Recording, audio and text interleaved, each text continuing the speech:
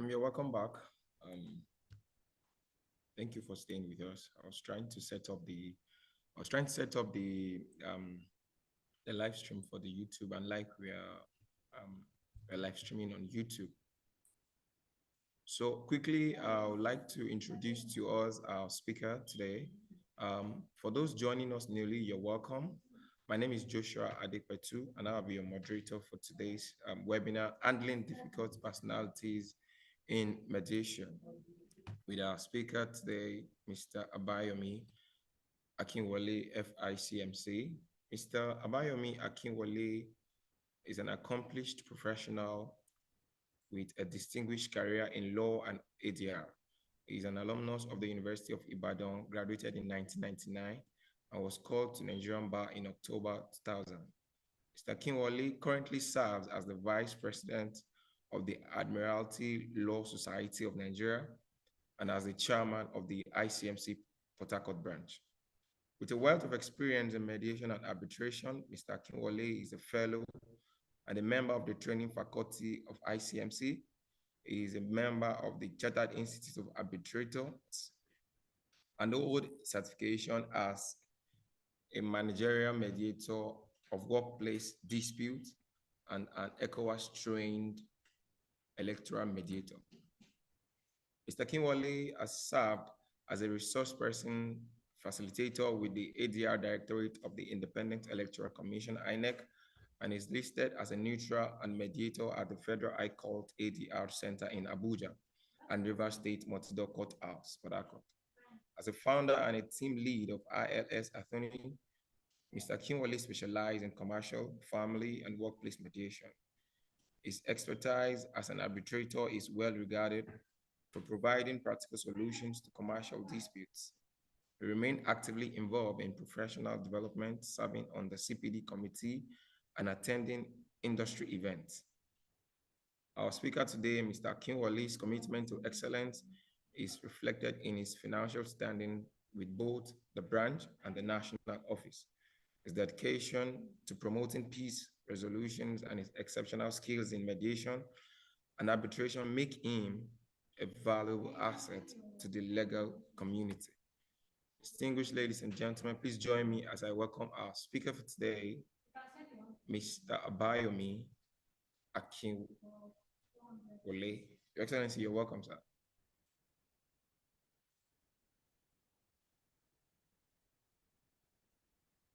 Please unmute, sir. Okay, let me just.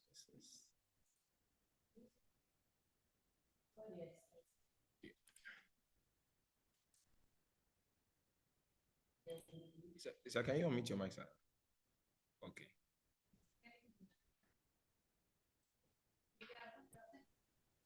Great.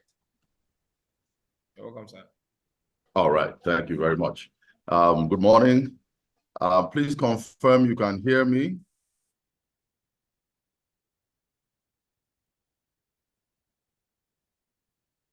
Please confirm you can hear me.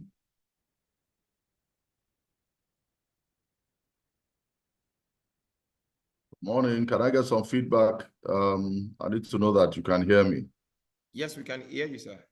All right. Yes. Thank you very much. And good morning. Thank you very much for that very, very, very kind introduction. Thank you once again. To the participants, thank you for joining us here today. I bring you greetings on behalf of the President of the ICMC, Mr. Godwin Omwaka, SAN, who is also Chairman of the Governing Council. And I also bring you greetings from ICMC Port Harcourt branch, the entire ESCO, and the entire membership. I can see some members of Port Harcourt branch here present. You're welcome. And it's a pleasure to be together once again. Over the next few minutes, we're going to be discussing a practical issue that I'm sure every mediator in practice has encountered. And that is dealing with difficult people and difficult lawyers in the course of your mediation. Please confirm that I'm allowed to share screen so that I can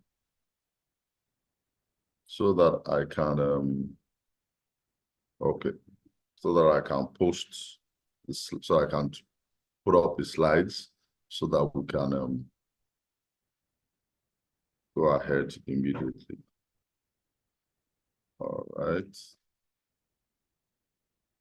Just a second, let me open the slides and then we'll go. This is PDF. Just 1 second.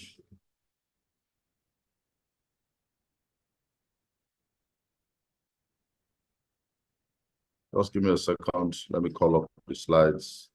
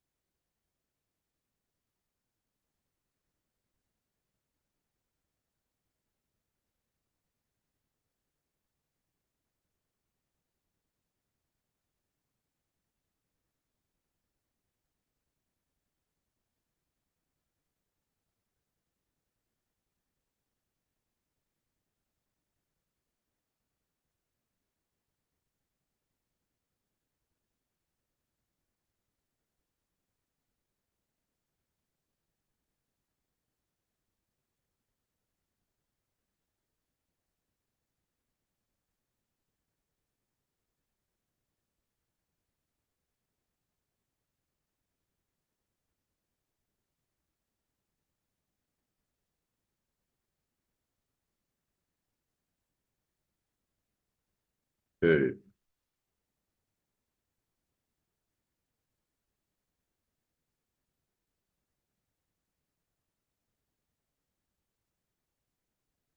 Okay. So now let me share.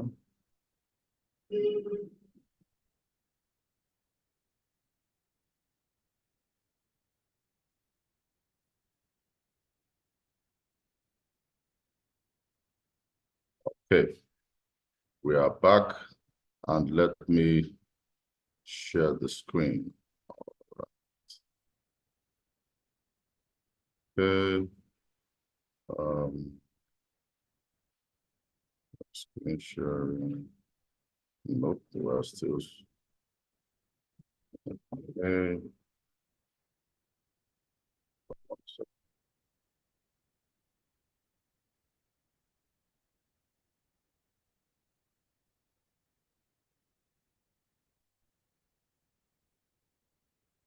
Trying to share the screen, but I want it a bit bigger so that everybody can see quite clearly. Just give me a second.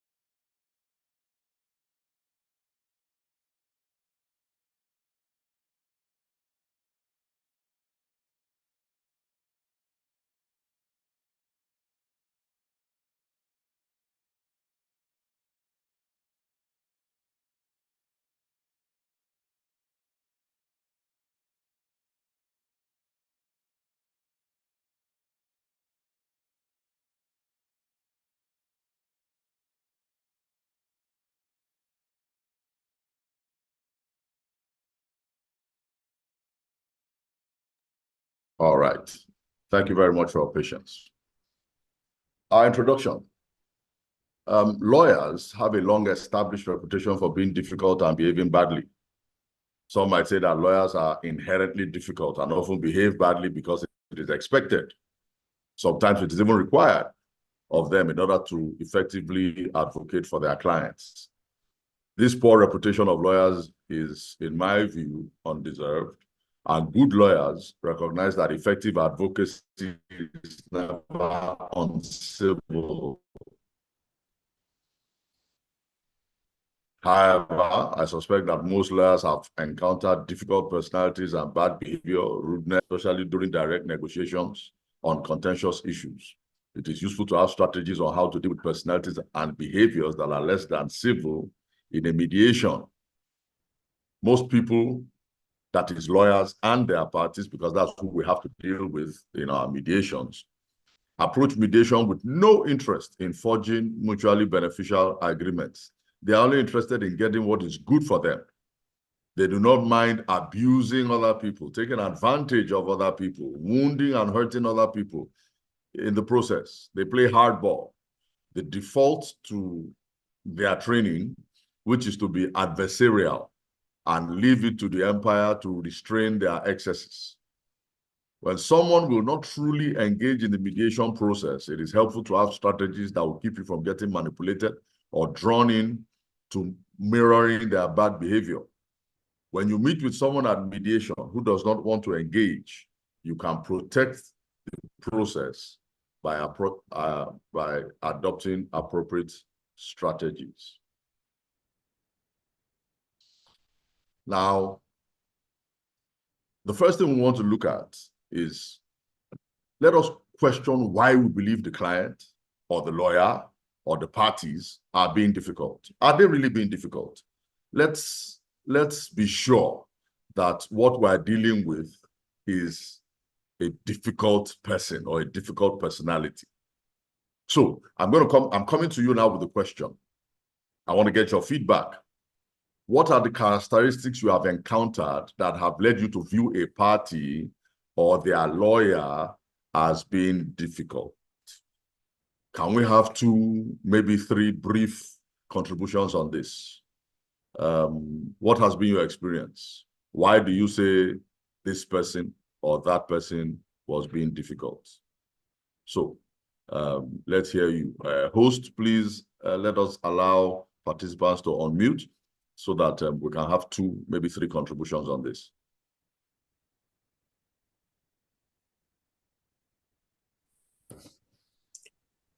Can I say something? Please proceed, introduce yourself, and then yes, in 30 seconds to 1 minute. My name is Winifred Eliku, fellow ICMC Abuja.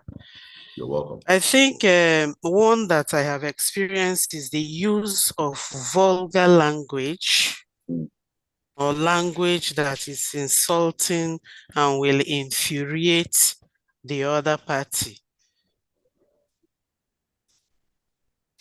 I hope you got me. Thank you. Hello, can I say something?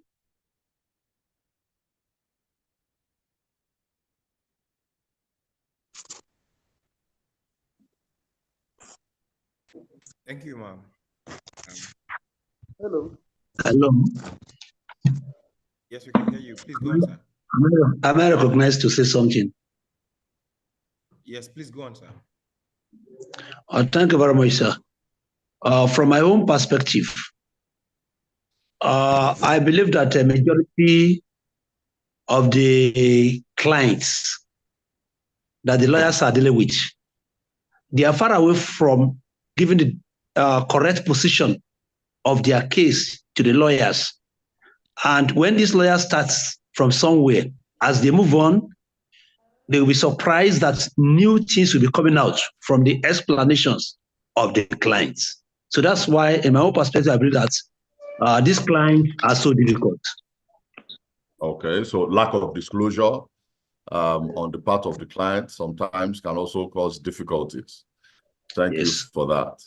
I see our senior brother and most esteemed fellow and resource person is in the room. Engineer Shegun is here, and I see his hand is raised up. Engineer Shegun, please let's hear from you, sir. Thank you, Excellency. You're welcome. You are a great man, and we appreciate it. I appreciate you. I'm in Port Harcourt today. You're in Port Harcourt. So maybe we'll see Oh, after the election. Yes. That's good. That's beautiful. Please, let's connect. Yes, yes. Sometimes some lawyers have proved difficult because of how some mediators have not valued them. There are some mediators that will tell the lawyers that this is a party-driven process. Their role is that of observers. Some will even ask the lawyer to stay out of the mediation process. And once the lawyer steps out, the next thing he does is to start sending text messages. Please do not accept anything without my consent. So mediators must appreciate lawyers and give them their due regards. Thank you for this opportunity. I appreciate. Thank you. I appreciate you as well, Your Excellency. Thank you for that very, very valuable feedback. Okay, let's have one more. I see Mr. Chuka and Natogu. Yes. Let's have you, and then I think Rosetta also, very, very briefly, and then we can move forward. Yes, sir. Thank you very much, sir. My name is Chuka Anatogu. And like the last speaker just said, most often you find that, like you also pointed out, sir, a good number of people don't have a clear-cut idea of what they want to do in a mediation process. It seems like it's just one of those things that you have to do. And sadly, a good number of lawyers, it would appear, don't actually see mediation as a forum for reconciliation, not a forum for conflict. Unlike in the courtroom, where you find that the art of a lawyer is confrontational. But that medium, that style is not helpful or useful in a mediation forum. And of course, when you apply it, definitely it's going to bring a situation or an outlook of difficulty.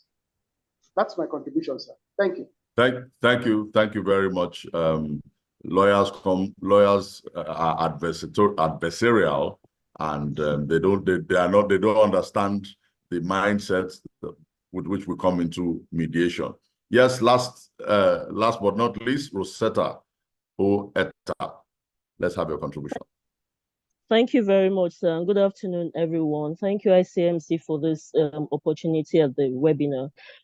Some of the characteristics I've experienced, I mean, I work in institutional peace building and mostly at community level and very infrequently with government agencies. So at community levels, one of the tough things we've had to deal with has been gender bias, where some of the community leaders who are male feel it is the prerogative or the sole prerogative of men to carry out mediation services, and women should not facilitate mediation. Even when we try to tell them, look, we've trained these women and they are expert mediators, it takes a lot for them to accept for women or even persons living with disabilities to be part of mediation efforts at community level. So it takes a long process, mind psychological reorientation before that integration happens. So gender bias is always one of the difficult things I have experienced in the course of working as a mediator. Thank you, and over to you, sir. Thank you very much. Thank you very much for that wonderful contribution. Talking about biases against gender biases, bias against persons with disabilities, particularly in the field of community mediation. Thank you, and thank you very much. Some people made their comments on the chat forum. Parties refusing to shift ground. During mediation session, a lawyer continuously talking about the legal strength of his client's case. He wants to turn the mediation session into a courtroom. Lawyer comes with legalities and legalisms. Thank you very much for those comments. And those are some of the things that we encountered. Those are some of the issues that we've had to face in mediation. How do we handle them? The next question is what if the difficulty is caused by the mediator? We have assumed that it is the party's fault. Sometimes, as mediators, we inadvertently trigger some reaction on the part of the parties.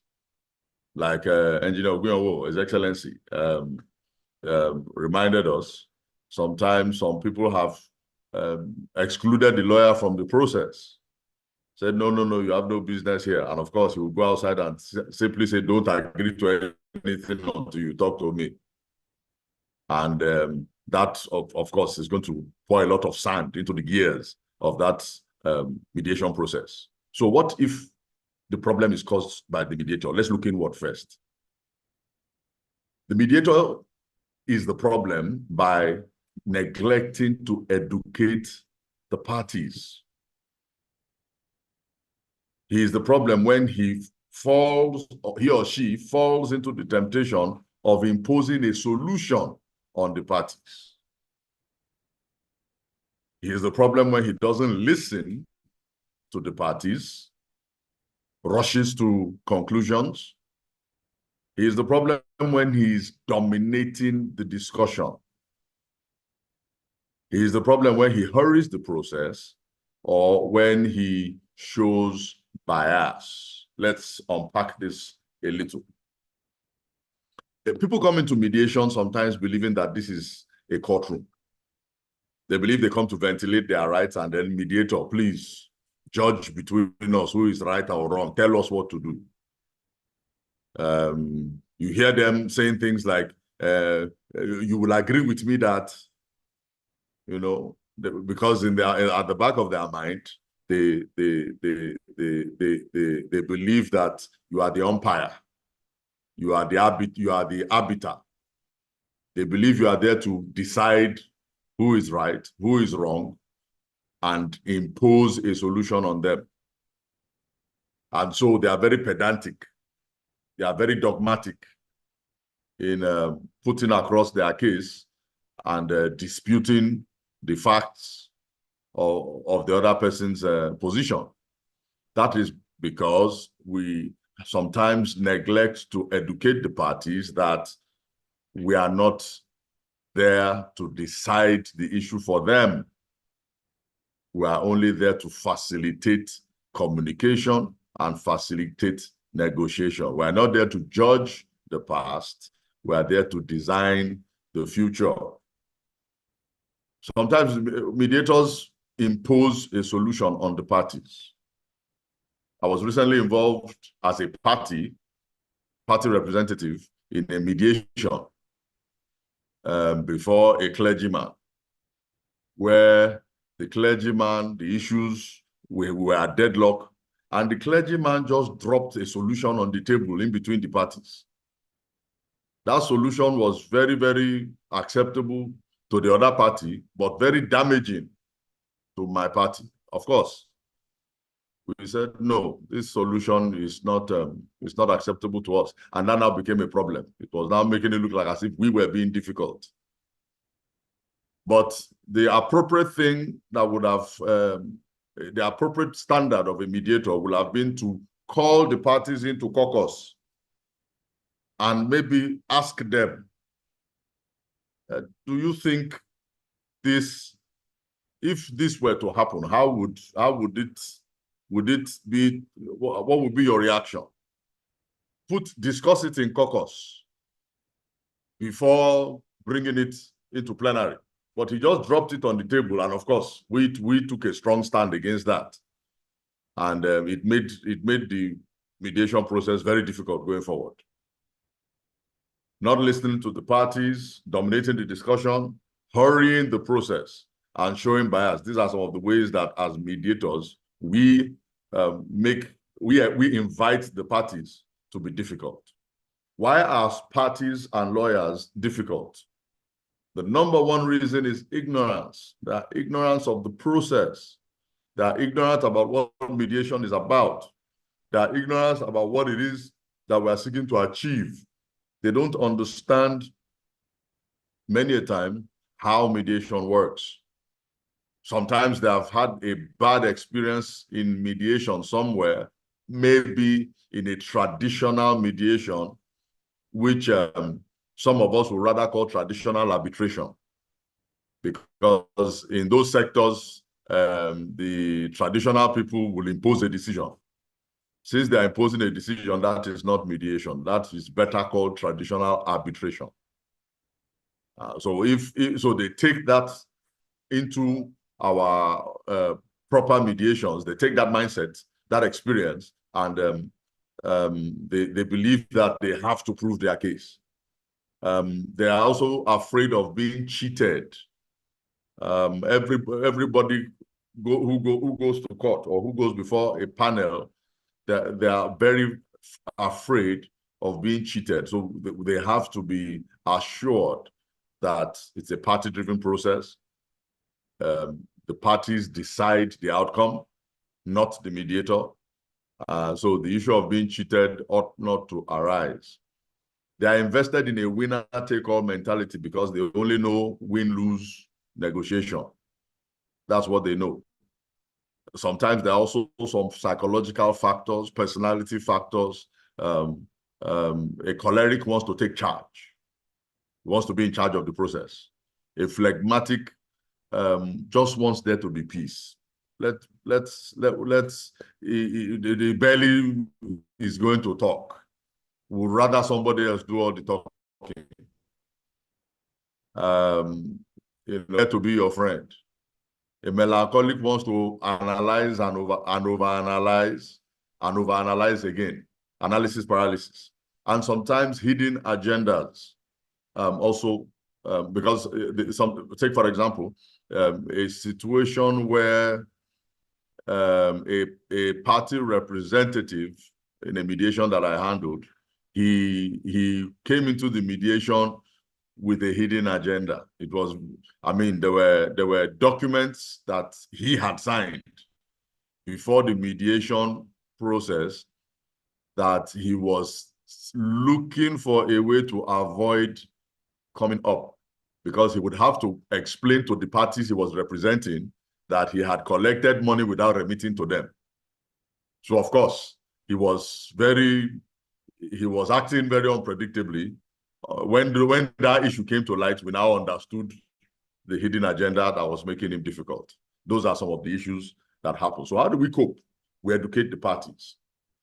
If we can demonstrate to the parties that you, as a mediator, you are interested in a fair process, which, if they allow, will lead to a fair outcome, they would usually drop their aggression and work with you. So educate them on the process and on what your role is. Let them understand that each party has the right to end the process at any time. That way, the parties understand that bullying and difficult behavior may make the other party leave. We also demonstrate for the parties the risk.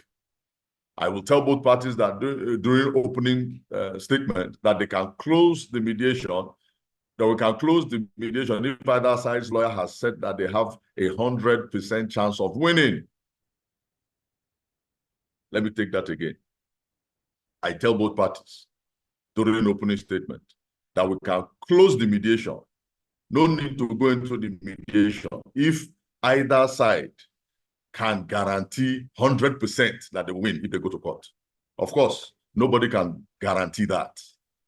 So it gets them to start understanding that there is a risk.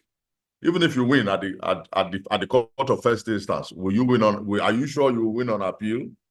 Are you sure your client can even afford an appeal? Not only in money, but also in time.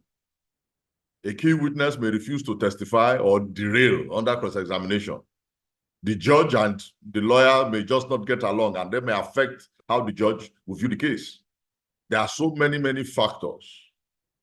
A lot of things can happen that even if you have a good case, you might not necessarily get a good outcome. So I usually help the parties to understand and appreciate that is the risk you are taking if you do not come to a mediated settlement. And they must understand that clearly. So that will invite them to be committed to a successful process.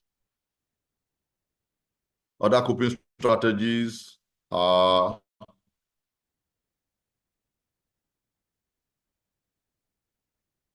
keep focus on the problem, not on the people. Now that is for us as mediators to do. Keep an objective eye on the problem and detach any feelings about the person presenting it. Try to understand what the actual problem is and generate possibilities for settlement. Avoid attacking the persons. Be hard on the problem, soft on the people. Respect the parties. As mediators, we are human. And sometimes a party rubs us the wrong way. A party, our first impression may not be a good one. We have to be very, very calm, show respect, try not to interrupt the parties, and avoid using hostile words that will inflame. Also, avoid judging the parties. Understand that the problem and the solution belong to the parties. It is the process that belongs to us as mediators. Understand the parties, and that's why our personality typing comes in. Some parties must win. Their psychology demands it. Give them try and engineer an early, low-stakes win, and then they will cooperate with you the rest of the way. Also understand the party's cultural context. Because of the cultural context of wherein some parties are coming from, they will have some difficulties, like what was discussed earlier when we are doing cultural mediation. And some of these traditional people, some of them are coming from their village, some of them are not necessarily the most exposed or the most literate, and the mediator is a young lady. And with all their biases, their cultural biases now come into play. In such a situation, you have to demonstrate competence. You will have to do extra work to disabuse their minds and show that competence and get them thinking about the process, get them thinking about their issues and not about the person. You have to understand the parties and deal with the parties as they present themselves to you. Listen to the parties. In mediation, our objective is to get the parties to talk. We are trying to get them to open up. They may come in with a lot of bravado, but in getting people to talk, sooner or later, a chink in their armor would open up and you can use that. Many a time in mediation, listen to what is said and listen to what is not said. Sometimes the key might just be, for me, what I found is the thing that somebody keeps repeating, particularly when the person is angry or when the person is inflamed. That is the key issue. That might be the issue to explore in caucus. And I see that this issue means a lot to you, even though you said it in passing. Can you throw more light? And you begin to get at the real issue. You begin to get what is that person's real issue. There was an issue several years ago at one of the top accounting firms in the country, where party chairman 4-year terms, it was now going to be a single 5-year term, and after 2 4-year terms, I must have that first 5-year term, meaning that he will have been chairman for 13 years. And the issue went to court, and the heavyweights of senior advocates of Nigeria were throwing missiles at themselves in court. And the issue went to mediation. And at the mediation, what was the issue? The man felt that his retirement package was, after 8 years of building up the practice, was inadequate. So he liked the package that was available to 5 years, the new package that was going to be available. So they upgraded his package and gave him 2 years. And then he retired. That was not the obvious. That didn't show up in any of the paperwork. That didn't show up in the first 2 days of mediation. But when that issue was highlighted, that was what was able to resolve the issues. As a mediator, we must be patient. A person approaches negotiation aggressively out of ignorance, but you can win them over eventually. Most people do not really want to make enemies. They just fear being cheated. If you can demonstrate to them that you are interested in a fair deal, they will usually drop their aggressive routines and work with you. However, never compromise your own standards, even when tempted by an impossibly difficult party. Keep in mind the saying that when you fight with a pig, both of you get dirty, but the pig likes it. The pig is at home in the mud. In other words, even if you win, you will have lost by stooping to their lower level. So maintain your own high standards. Do not fight back directly. Remember to rephrase and redirect. Responding to aggression is always difficult, and it is when you respond with aggression, it's usually less productive. Work together with them to produce an acceptable agreement. When you are face-to-face with an aggressive party, do not resist the attack by being belligerent or aggressive. If they insist on their position, do not counterattack with yours. Remember, as a mediator, you have no position. Why do you feel this is the only option? How do you think this will affect the other party? By asking them to provide an honest explanation for why their offer is reasonable, you force them to think about both sides of the issue.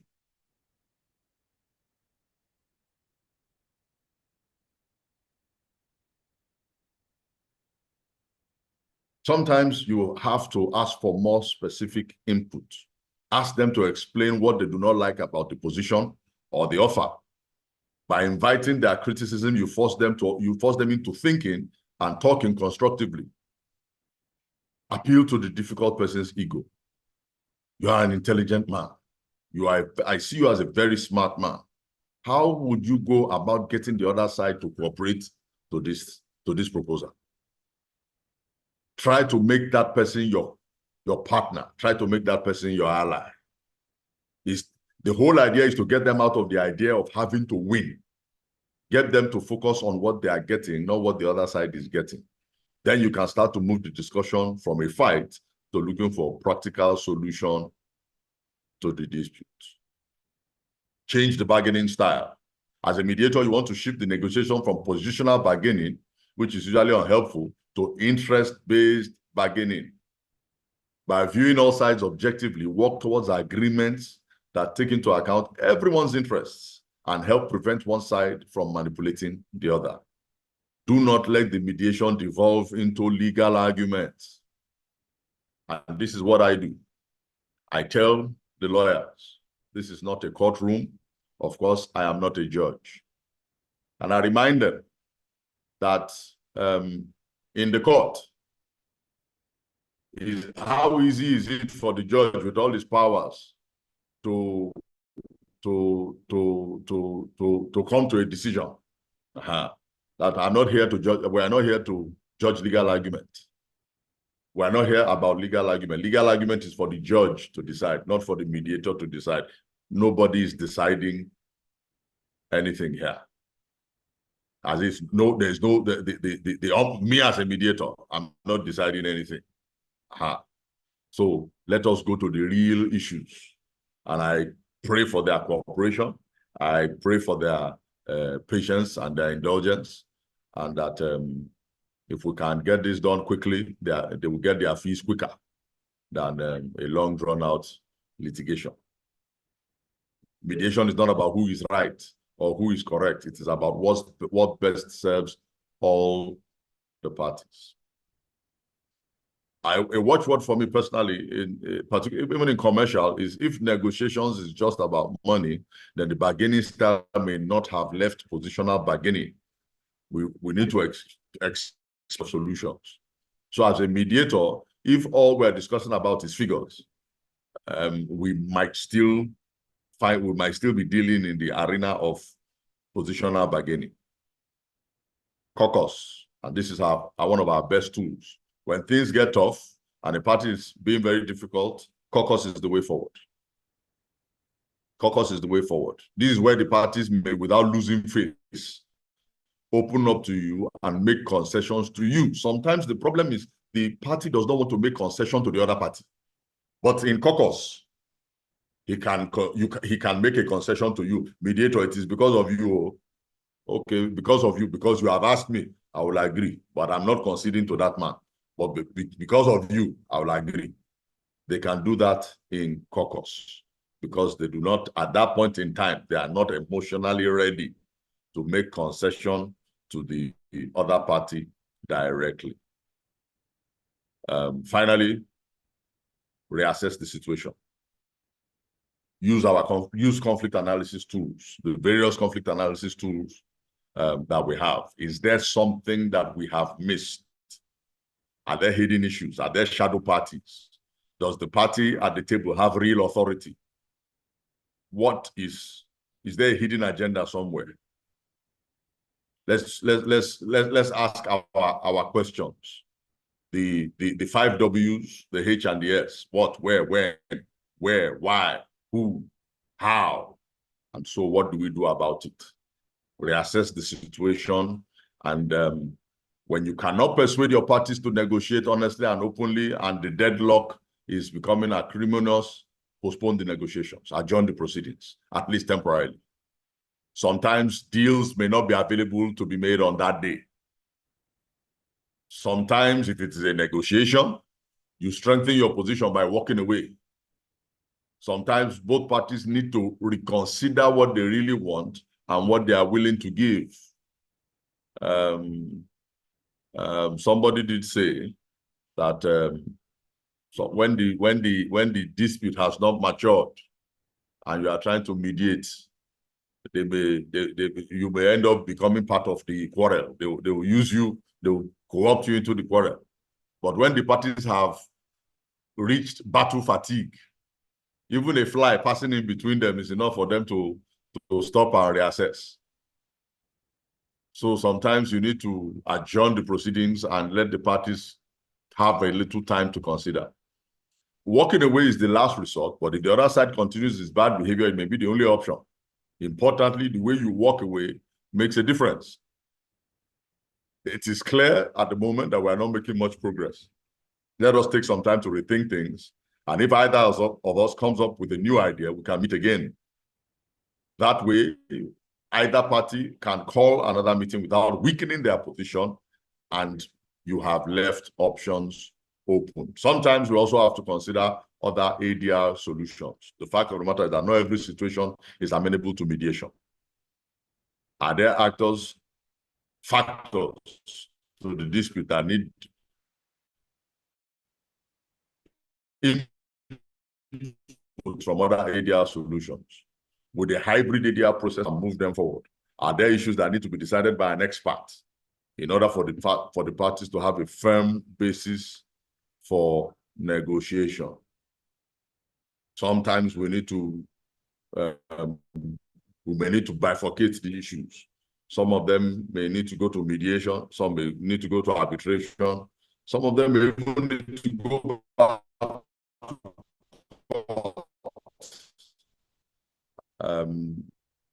so that the decision on those issues will leave room for a better discussion. I have personally engaged in several media. A judgment is on the table, so that way there are certain things that are now clear. Okay, now that there's a judgment on the table, how do we move forward? And to the negotiations and to the discussions. Ladies and gentlemen, thus far, we have had a very, very good session. I would like to take your questions. I would like to hear from you over the next 15 minutes that we have. Thank you very much, sir. That was a great presentation. So please, if you have any question, okay, you can raise your hand or you drop your question in the chat box. We have Tayo. with your hand raised. Please, can you unmute your mic and ask your question or give your contribution? Thank you. Good afternoon, sirs. My name is Olutayo Wolabi.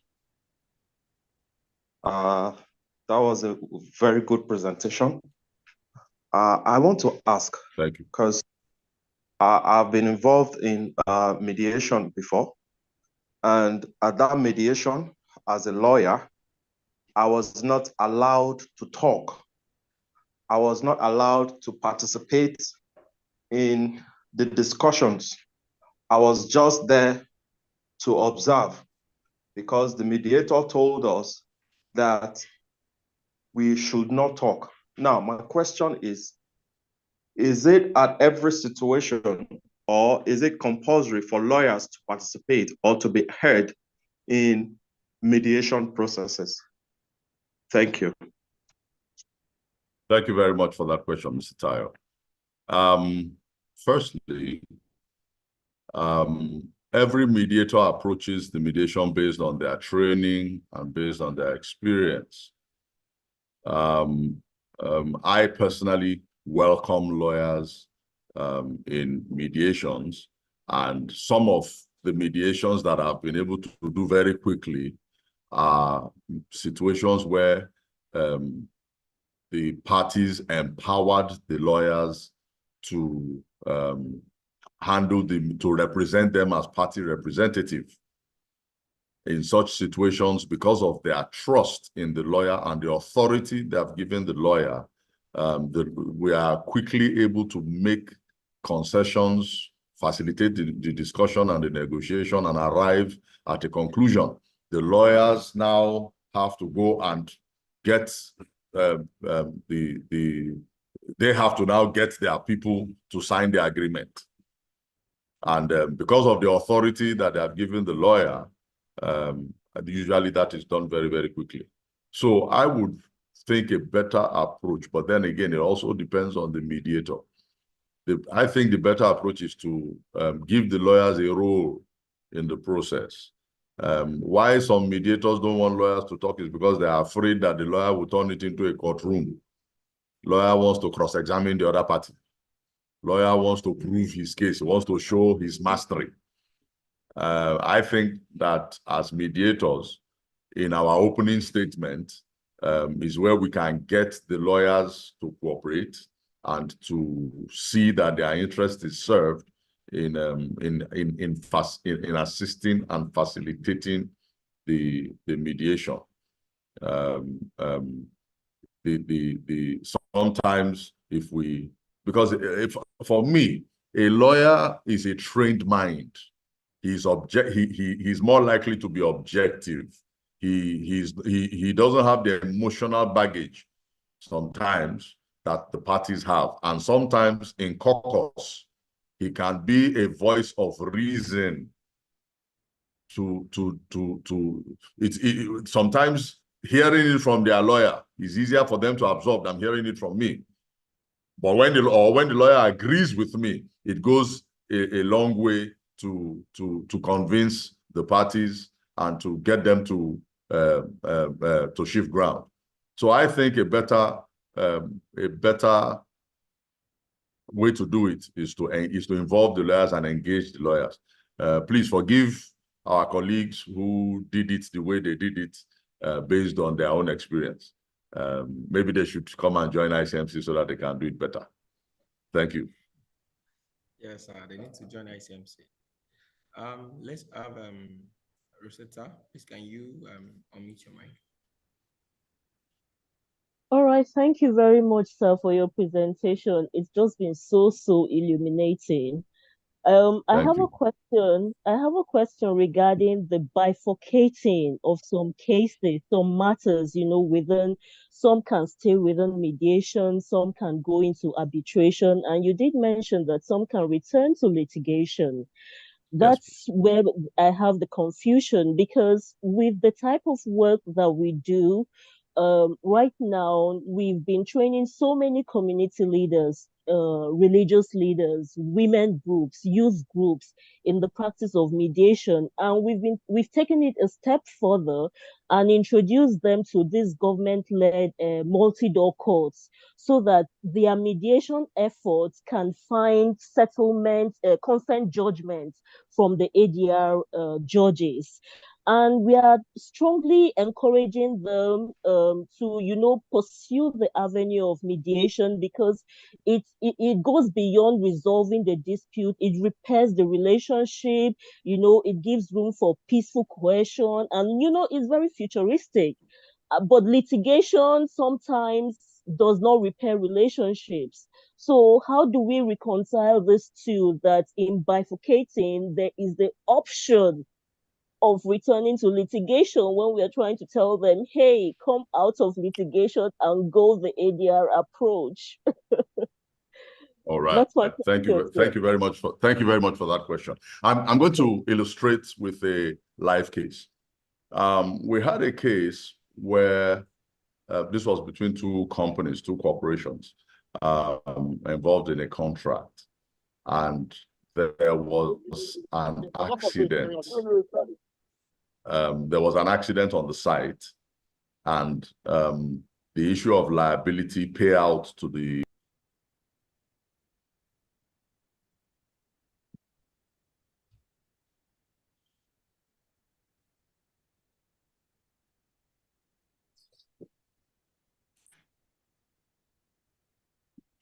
I think we lost our speaker. Yes, we did. We are already 100 here. Please, I dropped the YouTube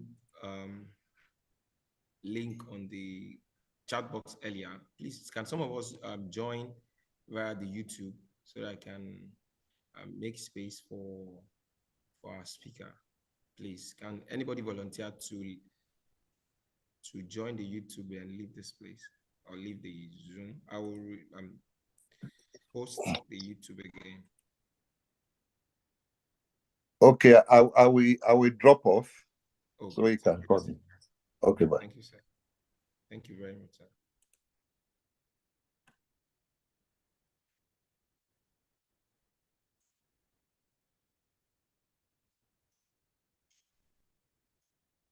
Please, can we have another one volunteer, please? I've posted the YouTube link so that none of us will miss anything.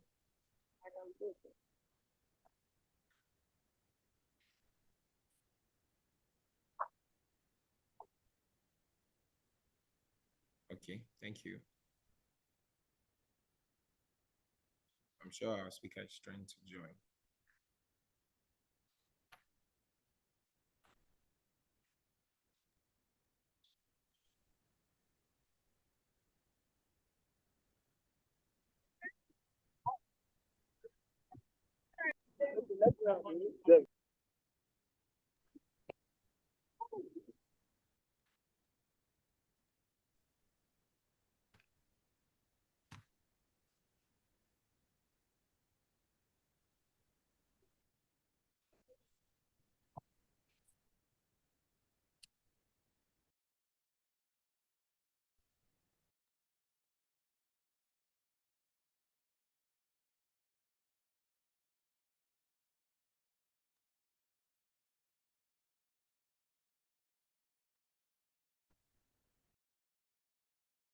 You're welcome back, sir. Please unmute your mic, sir. Thank you. Okay, yes. Sorry, network. I believe there was a network issue. Sorry, can you hear me? Clearly, sir, we can hear you. All right. So the issue, I was saying that the issue between the companies was how do they share the amounts that they're going to pay? Who's going to 40%, 60%, 70, 30? But the core issue was we don't know what the total amount is going to be. So that issue had to go to arbitration because we couldn't, there was no way to know. And neither party wanted to commit to a sharing formula when he doesn't know what the total figure is going to be. So that issue had to be decided first. So it went to arbitration and a figure was decided Then that figure was now taken into mediation for the two companies to work out a sharing formula. So sometimes, depending on the facts and the issues that are arising, sometimes it is not every issue that can easily be mediated. Sometimes where parties need some level of certainty, sometimes they may need the state of the law to be clearly spelled out, so that that state of the law, having been clearly spelled out, now forms a basis for further discussion and further mediation, a basis of further engagement. That's where, if you remember our ADR spectrum, where we say the 9 modules that are available, mediation is not a one-size-fits-all. Sometimes there are issues, for example, in matrimonial mediation, family mediation. The parties may agree to resolve. The parties may say, well, the marriage is over. But we agree on custody, we agree on sharing formula, we agree on, but on this issue, we do not agree. We put a settlement agreement in place and let the judge decide the one we cannot agree. So that we have assisted the judge, maybe out of 5 issues, we have resolved 4. And of course, our mediation, it is still, by law, it is still a judge that would pronounce on the dissolution of marriage, not a mediation. So depending on the issues and the facts, sometimes litigation, sometimes arbitration, sometimes early neutral evaluation, sometimes expert determination may be necessary to resolve an issue of fact or an issue of law. Then we can come back and resolve the others, or we resolve what we can resolve and then leave the rest for the expert or for the judge to decide. Thank you. Thank you, Ms. Rosette. Thank you Thank very you very much, much, sir. sir. That's Last helpful. question for today. This question is coming from Ruth. As a mediator, is it healthy to mediate in a case a friend or relative is involved? Is it also good to have your lawyer friend to be in the mediators forum as per your representative? Okay, there are 2 questions there. As a mediator, one of the key tenets of the process that we must safeguard is neutrality and impartiality. If your friend or relation is a party, you must disclose it to the other person. But beyond the disclosure, I would think that the ethics of mediation will require that you withdraw from that mediation, unless you are doing it purely as a voluntary mediation, as a friend, and you are being very clear that you are only assisting as a friend. But if you are doing it in a professional capacity, the ethics of our profession will require that you withdraw. Because along the line, let me borrow from what they say about neutrality and impartiality in court. Justice must not only be done, but it must be seen to be done. In the eyes of those who would hear about it, would they agree or believe that you were impartial and neutral in that process? If they would have difficulty in believing that, then it is better to withdraw. There are many, that's why we do networking. There are many colleagues, there are many friends in mediation who can handle that issue. Also, imagine that it does not go well. That person is you may have lost that friendship. And it may also affect other relationships around you. So all round, I think it is better let another mediator handle the issue. Now, as to the second question, I'm not quite clear. What role is the lawyer friend playing? Is he your own representative where he's your party representative, representing you as a party, or he's representing a client before you in a mediation? I need some clarity on that question. Okay, that question came from the chat. Yes, sir. Okay, Yes, so we might not have, so we will need more clarity on that in order to be able to, but then again, let's be guided by the principles of neutrality and impartiality and the ethics of mediation. Thank you. Thank you, sir. So someone is at Bala Pharma is asking, will the slides be available after the webinar? The slides, yes, the slides. I'll forward the slides to, I'll forward the slides to you so that you can disseminate to as many as would request it. Okay. So to request for the slides, kindly send a mail to support@icmcng.org. So I've sent that to the group. If you requesting for the slide, please send a mail to that. So lastly, I would like to take our past registrar, a person of engineer Olusegun Ogunyowo, for a close remark before we end today's webinar. Your Excellency, kindly unmute, sir.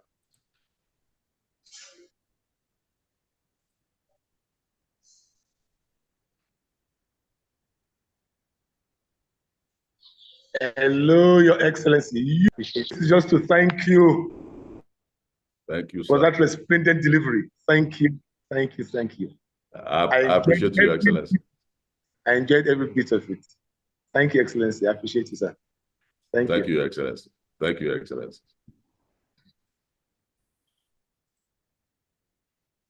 Okay, thank you very much for a wonderful time. Let me hand you over once again to Dr. Joshua. It's been a pleasure.